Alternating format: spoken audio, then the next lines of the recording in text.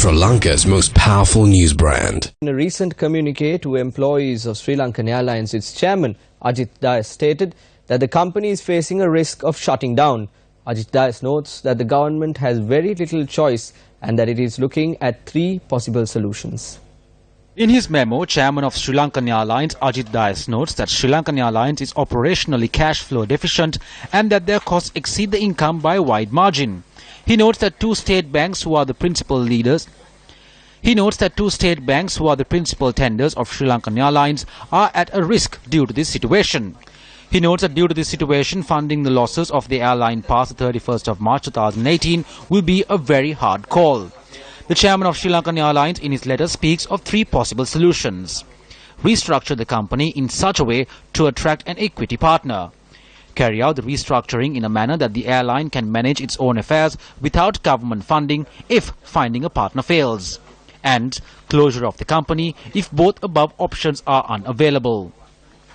The memo notes that a ministerial committee headed by Prime Minister Ranil Wickremesinghe and assisted by a task force of officials will work closely with an experienced international consultant to start the restructuring process.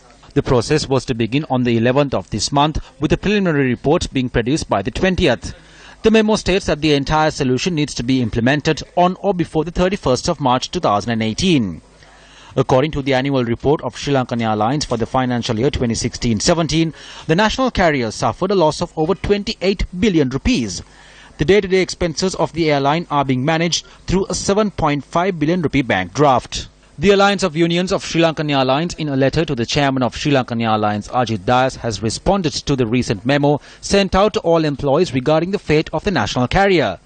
The Alliance of Unions notes that the current management was appointed by the government nearly 3 years ago in order to ameliorate the projected financial decline of the airlines and to rectify many malpractices and misappropriations allegedly committed by the former administration. The letter notes that the current administration took steps to dismiss such alleged malpractices, and therefore the only burden that the current administration had to take over was the accumulated debt of the national carrier. The Alliance of Unions of SriLankan Airlines reiterates that the current management does not have the prerequisite competencies or the attributes to manage the airline, leave alone bring any stability to it. It adds that the task entrusted and accepted by the board was not to compromise the livelihood of nearly 7,000 employees and their families by giving priority to stature, travel benefits, bonuses or having dealings which could itself be a conflict of interest for a director in any company.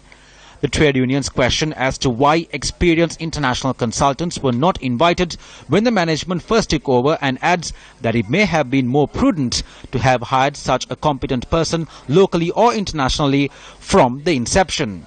The letter adds that the current CEO has absolutely no business or managerial experience of any significance to qualify for a task of this scale at such a critical time.